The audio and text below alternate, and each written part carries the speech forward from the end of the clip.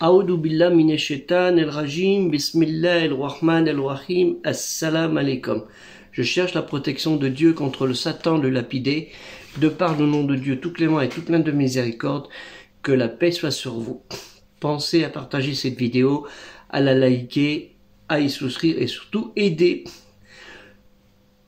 le projet culturel musulman universel qui a besoin de vos dons, quels qu'ils soient, de 2 euros, 5 euros, 10 euros, 20 euros, 50 euros, 100 euros, selon vos moyens. Et nous demandons à Dieu, Allah Ta'ala, lui le Très-Haut, notre Créateur, de vous insuffler cet esprit de générosité et de fraternité pour aider le projet culturel musulman universel se propage dans toute la France, concrètement et aussi physiquement, et aussi sur cette chaîne YouTube à travers le monde.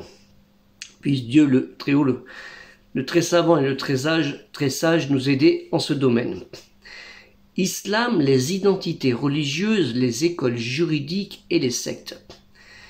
De l'islam, l'obéissance dans l'obédience, divers courants théologiques sont apparus au cours de son histoire, avec différents mouvements, rites et écoles philosophiques religieuses, madhab, au pluriel madahib, du nom verbal et nom de lieu issu du verbe dahaba, aller, partir, départ, confession, doctrine, école de jurisprudence ou de pensée, qui sont progressivement apparus avec des questions dans lesquelles on ne trouve pas toujours de réponse distincte et transparente dans la révélation récitée El-Coran, ainsi que dans la tradition prophétique, la sunna, avec les sources, les propos, les hadiths, le hadith au pluriel hadithuna ou hadith, les communications orales du prophète Mohammed sallallahu alayhi wa sallam, sur lui le salut et la paix, autour de thèmes comme l'organisation de rituels, culte de la société, de la famille, du pouvoir politique, toutes parfois imbriquées. Restez jusqu'à la fin de cette vidéo qui va durer après une vingtaine de minutes, sinon vous n'auriez pas compris le but de cette vidéo qui est très importante vu tout ce qui se passe dans le monde musulman. Avec des réponses et des interprétations qui sont à l'origine d'écoles madahib, chacune d'elles se divisant en de nouvelles sections, à leur tour dans des domaines de la jurisprudence, le fiqh et de la théologie, al-kalam, provenant de la première grande division qu'on appelle la fitna lors de l'arbitrage entre Ali ibn Abi Talib et Muawiyah ibn Abi Sufyan, celui-ci se refusant, Muawiyah se refusant de prêter allégeance à Ali ibn Abi Talib, dont fut l'issue de cette célèbre bataille de Siffin qui les avait opposés avec 65 000 morts parmi les musulmans dans les deux camps. Une tragédie. Un troisième groupe composé notamment de Saad ibn Abi Waqqas, qui fait partie des 10 musulmans qui sont réjouis de la bonne nouvelle du paradis, al-Ashara al-Mubasharun bi al-Jannah, à qui Mohammed sallallahu alayhi wa sallam, sur lui le salut et la paix, promis le paradis, al-Jannah, et de Abdullah ibn Umar, fils de Umar, qui était le deuxième calife, de Mohammed ibn Masala, de Oussama ibn Zaïd, de Abu Bakr et de Imran ibn Hussein, tous compagnons et sahaba de la première génération du prophète Mohammed sallallahu alayhi wa sallam, sur lui le salut et la paix, qui ont opté pour la neutralité, considérant que Muawiyah s'est trompé en refusant de reconnaître le califat d'Ali, mais qu'Ali s'est trompé en marchant en guerre contre Muawiyah. Il est apparu par la suite le kharijisme, les khawarijs, les sortants, qui se divisèrent par la suite en de multiples groupes, une vingtaine, dont le seul survivant de nos jours est l'ibadisme, al-Abadiyya, que l'on trouve dans le sultanat d'Oman, dans la région de Gardaya en Algérie, considérés comme les dissidents des deux autres entités musulmanes, un petit peu au Maroc aussi. Nous trouvons de ces deux entités, le sunnisme, sunni, avec les 4 grandes écoles juridiques, madahib, du hanafisme, hanafi, du shafiisme, shafi'i, du malikisme, el-malikiya, du Hanbalis el-Hanbali. Hein, vous avez tous bien compris de qui on parle, de Hanaf, de Shafi, de Malik et de Hanbal. Puis, en plus, un qui était, on va dire, un dissident de ces quatre écoles, le chiisme Ashia, avec les courants du Haut-Décimain, la Itna Sharia, les Zaïdites, El Zaïdia et les Ismaéliens, Ismaïlis, entre autres. Un chiisme qu'on trouve en Iran. Comme toutes les grandes religions des familles spirituelles de l'islam, cette religion monothéiste connut la multitude des écoles, des divisions, des sectes, dont le terme école, madhab et la division dispute khilaf, la secte firqa ou firak, désignant également la fraction de tribus, le clan, une troupe d'hommes en fait différenciée de tout autre. Cela a duré au fil des siècles et l'on trouve des courants plus récents comme le wahhabisme, el-wahhabiyya, qui remonte au XVIIIe siècle de notre ère, soit au XIIe siècle de l'Hégire, avec le pacte entre Mohammed ibn Abdel Wahhab, un religieux prédicateur de la péninsule arabique, avec un chef de guerre de la tribu de la cité de Ed-Dariya, un oasis près de l'actuel Riyad dans le Najd, la région centrale de l'Arabie, qui s'appelait Mohammed ben Saoud ben Mohammed el-Mukrin, descendant de la branche de Banu Hanifa, de la plus grande confédération tribale des rabbis Ibn Nizar, tous deux, ces deux personnages cofondateurs du premier État saoudien à l'origine de la dynastie El Saoud, d'où en est sorti plus tard ce qu'on appelle les Salaf, Al-Salafa, les ancêtres, les prédécesseurs, El-Salaf, El-Sali, les pieux prédécesseurs, des États aussi, des érudits religieux, les Salafites, El-Salafiyya, et une autre, un peu plus loin, au XXe siècle, la nation de l'islam, particulièrement qui est apparue en Amérique du Nord. De ces firak, à la fois sectes et familles spirituelles, qui lutteront les unes contre les autres, parfois violemment, souvent les armes à la main, et c'est malheureusement au nom de la pureté et de la vérité de l'islam qu'elles s'opposent, donc au nom de la révélation de l'enseignement du prophète Mohammed sallallahu alayhi wa sallam, sur lui le salut et la paix, de la religion des anciens, el-din el-atik. Il existe aussi le courant culturel, avec deux variants. Un courant culturel musulman, avec deux variantes, ceux qui pratiquent leur foi dans tous les rituels et ceux qui ne le pratiquent pas du tout, s'identifiant toujours à la culture néanmoins musulmane, el-Takafa el-Islamiyya, qui intériorise la tradition culturelle islamique ou mode de pensée comme cadre de référence, telle la littérature, el-Adab el-Arabi, on pourrait même dire les cultures musulmanes en raison de leur diversité, de leurs antécédents familiaux, de leur expérience personnelle ou de l'environnement social et culturel dans lequel ils ont grandi, qui ne doit pas être confondu avec la culture arabe, el-Takafa el-Arabiyya, constituant le monde arabe dans 22 pays. Pour certains, dans cette perception, il ne peut y avoir aucune contradiction entre être musulman et être athée ou religieux, hein, pour ceux qui se considèrent comme les musulmans culturels.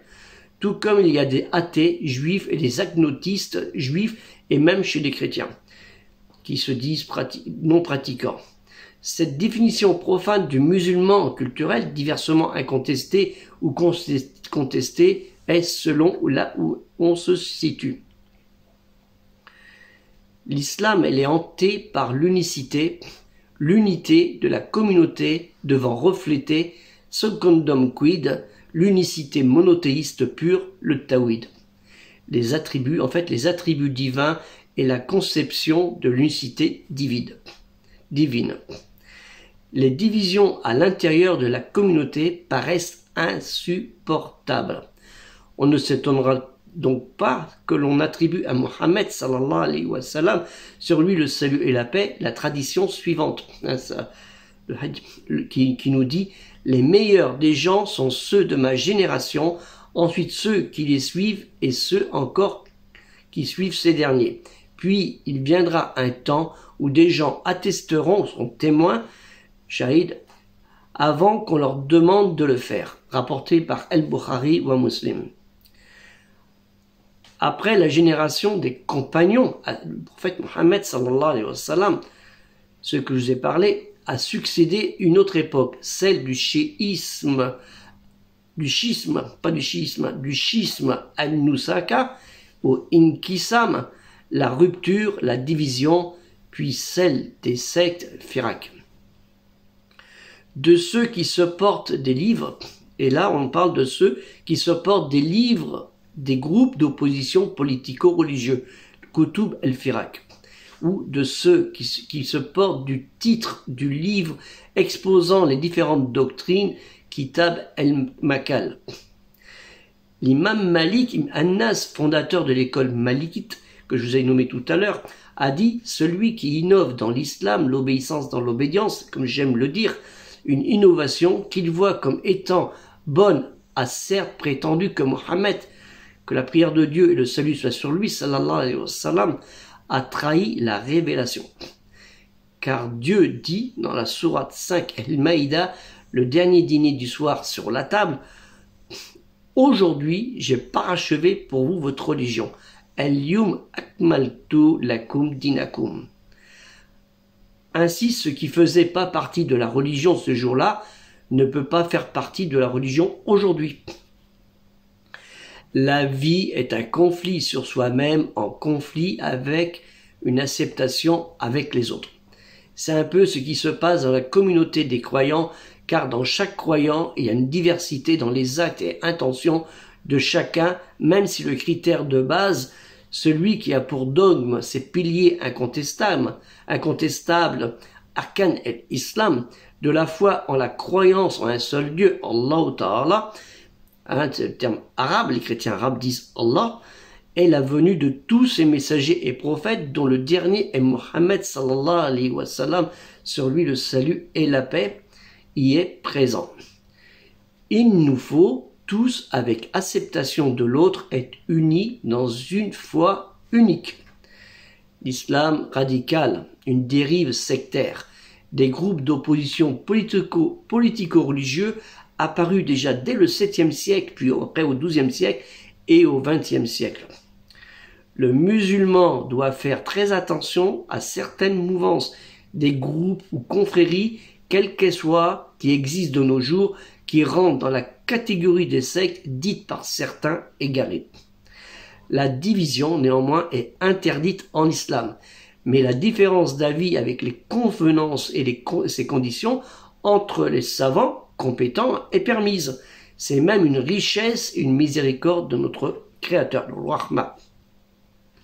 Les sectes sont apparues dans le monde islamique suite à la mauvaise compréhension ou à la mauvaise interprétation du texte sacré, entre autres.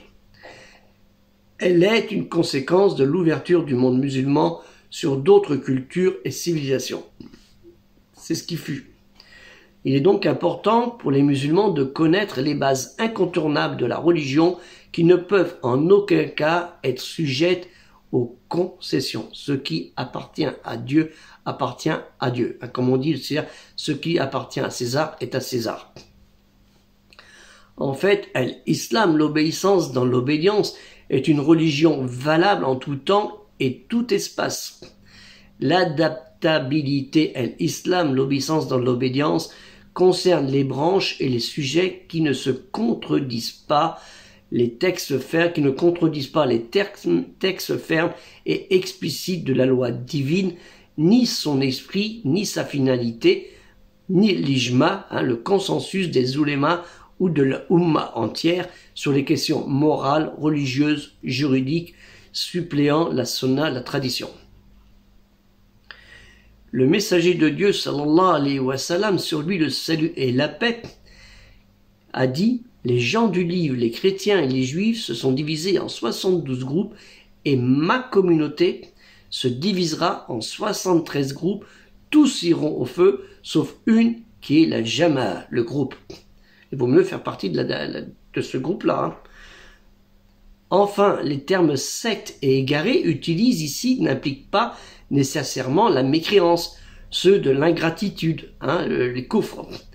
Le danger en fait du takfir, accusation d'athéisme très répandue de nos jours, qui est le fait d'accuser les musulmans de mécréance, de kafir, mécréant, incroyant, ingrat, infidèle, au pluriel on dit kufar, de les exclure de l'islam, l'obéissance dans l'obédience, dangereux. C'est un grand péché qui attaque la foi. Il est un vrai danger qui menace notre communauté. Important à savoir ça. Il faut savoir que les péchés commis n'excluent pas le musulman de la foi, sauf s'il nie un pilier, l'islam, c'est-à-dire l'arcan de l'islam, l'obéissance dans l'obédience. Celui qui pêche doit se repentir et effacer les mauvais actes commis par les bonnes actions, les bons actes, et par surtout une demande de pardon envers son créateur. Selon Ibn Umar, que Dieu l'agrée, radiyallahu anhu, le messager de Dieu, sallallahu alayhi wa sallam, sur lui le salut et la paix, a dit « Quand l'homme dit à son frère, espèce de mécréant, l'un des deux a sûrement mérité ce titre. Il s'applique à l'autre si ce qu'il dit est vrai, sinon c'est à lui qu'il revient. » Rapporté par Muslim ou al-Bukhari. La personne qui témoigne de l'unicité de Dieu, qui atteste que Mohammed sallallahu alayhi wa sallam, sur lui le salut et la paix, est le dernier messager de Dieu, d'une lignée de longs prophètes, et qui ne nie aucun pilier de l'islam, l'obéissance dans l'obédience, comme j'aime le dire, ne peut être éjectée de l'islam, l'obéissance dans l'obédience. Ne pas juger sans science, ni accuser sans preuve. Telle doit être notre devise de croyant.